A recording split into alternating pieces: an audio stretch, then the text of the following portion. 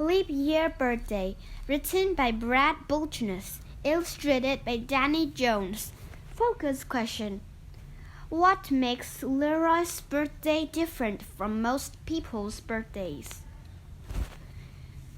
I'm a time traveler, Leroy told his friends.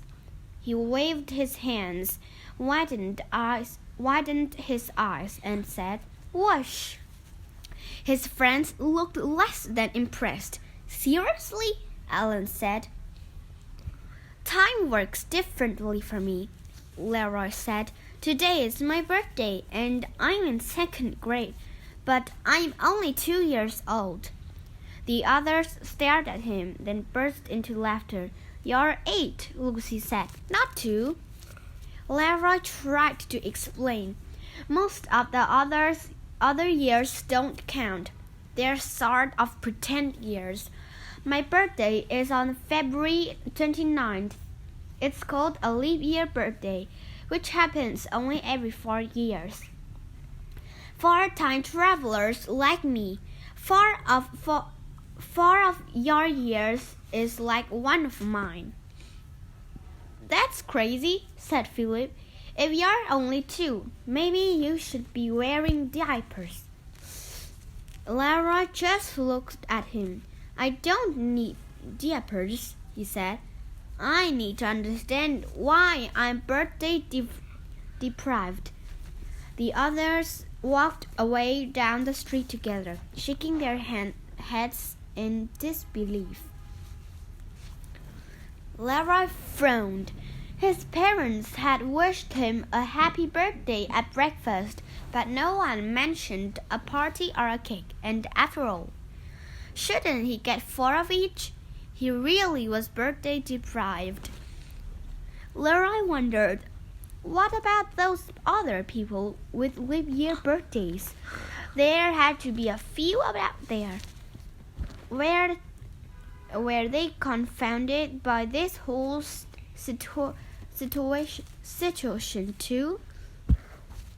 Why did February 29th have to be different anyway? Why couldn't it behave like all those other days of the year? If it stopped being different, Leroy could stop being different too. Leroy stroked and shoved into the kitchen. "Mom, Dad, do we have a book about time travel?" Leroy asked. "Sorry, Leroy," Mom said, "but the library might. Let's go see." At the library, Leroy asked the librarian, Mr. Romero, about time travel. "I'm trying to comprehend it, but I'm only 2 years old," he said. "Is that so?" he asked. I would have guessed you were 8. "I am 8, Leroy said. I ought to be 8. Today is my birthday." "Aha!" cried Mr. Romero. A leap day baby." "More of a toddler," Leroy said, "since I'm 2. Mr. Romero smiled and asked, "So is it time travel you want to know about, or you leap day?" "Aren't they the same?" Leroy asked. "Not really," he said. "Let's try something." Mr. Romero asked Leroy's mother to pretend she was the sun, and Leroy pretended he was planet Earth. Next, Mr. Romero told Leroy to spin like a top while also circling his mom. "Every time you complete a spin, 1 day passes," he told Leroy. "So you also move a little bit in a big loop around the sun. 1 full loop getting back to where you started is 1 year. That's 365 spins, or days, on your journey." Over time, people figured out a year was not exactly 365 days, Mr. Romero explained. "To complete a full year, you have to spin a little bit more. You need an extra quarter of a turn, or 6 hours, every year. In 4 years, That adds up to one full extra day, a special year with 366 days. Calendars would not work without leap years, Laura's mom added.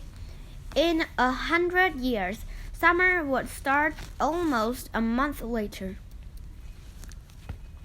Why are they called leap years? Laura asked. Mr. Romero smiled. Say New Year's Eve was Sunday.